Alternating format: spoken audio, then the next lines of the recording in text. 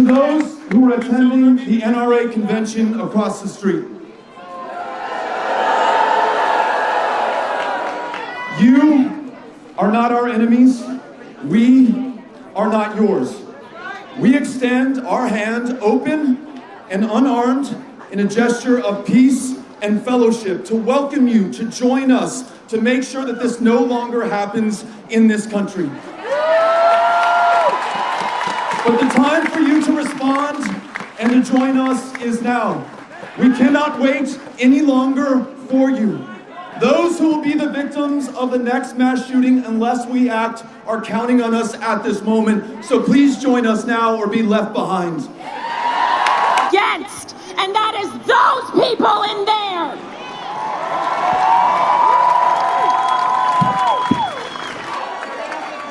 I want to begin by remembering those in Uvalde, that community, those families who have lost their children, who have lost their parents, who have lost those teachers, who have always been the strength of Uvalde. The most beautiful community, the most wonderful, gracious, kind, generous people that I have ever met. Being welcomed into the home of Ryan and Jess, who lost their daughter on Tuesday. Her daughter's name is Oliya. I had never heard that name before. I will never forget it for as long as I live. Walking into their kitchen, Oliya's balloons from her 10th birthday were still clinging to the ceiling, still helium in them. Her bed, as she left it that morning, still unmade. Her little sister, Akilah, her little brother, Jonah, running around the house, not understanding yet what had happened to their sister. And their mother, Jess, asked two things of me, of all of us. She said, I don't want anyone to ever forget that my little girl lived.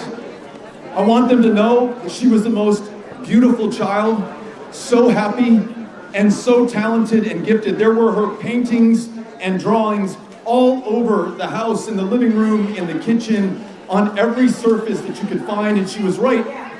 She was extraordinarily gifted and talented.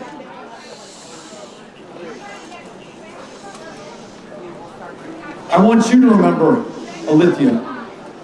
I want Jess and Ryan and that family to know that their child will always live with us for as long as we live. We will pass her story and her name down to the generations that follow us. We will never forget them. We will never forget Uvalde. We will always remember. The second thing she asked is that we do everything that we can with what we have, where we are, so that no mother ever feels as she does right now, ever has to experience the grief and the loss that they are feeling right now at this moment. And I say that because there are some, including those who've lost those who are most dear to them, who will say it is too soon for us to talk about what we are going to do to prevent this from ever happening again. But I hope that you agree with me that the time for us to have stopped Uvalde was right after Sandy Hook. The time for us to have stopped Uvalde was right after Parkland. The time for us to have stopped Uvalde was right after Santa Fe High School. The time for us to stop the next mass shooting in this country is right now, right here, today, with every single one of us. So, to the people of Uvalde, and to those everywhere, in El Paso, in Sutherland Springs, in Midland, Odessa, in Houston, Texas, to those who lost somebody, but because it happens so much in this country, it has numbed us, and their names never made the newspaper. They may never be remembered. To those who still live with their wounds from gun violence, disabled today not able to live as they did the day before, I want you to know that not only are we with you right now, we are taking action at this very moment. That is on all of us to do.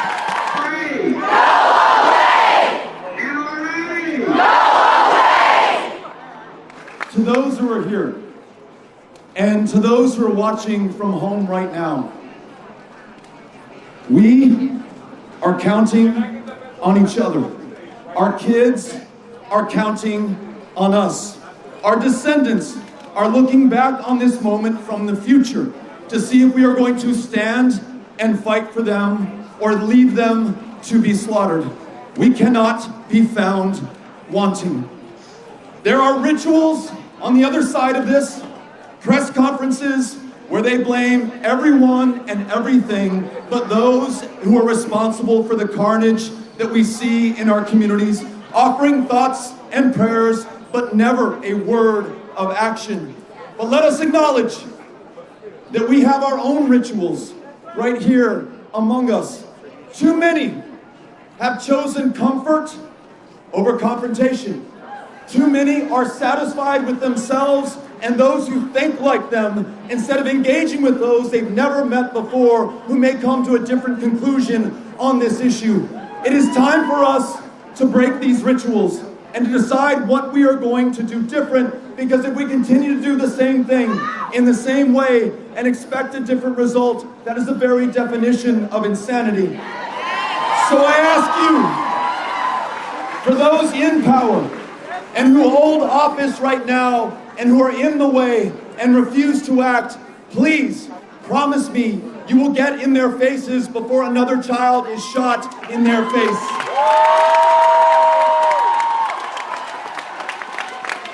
Join me in getting after it and going out there and meeting the voters who will decide the outcome of this election in the most suppressed and voter-intimidated state in the Union, where so many people have been drawn out of our democracy. We've got to be on their doors and invite them into this next election, because the lives of our kids are literally on the ballot.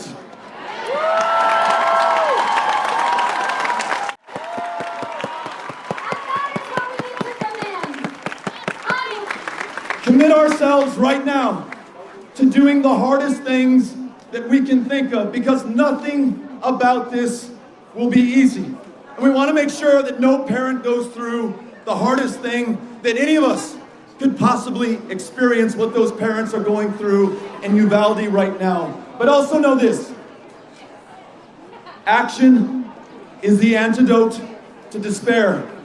It is the key to victory, and it is necessary if we are ever to overcome this. Are you willing to act? Keep the faith, keep up the fight, and let us always do this together.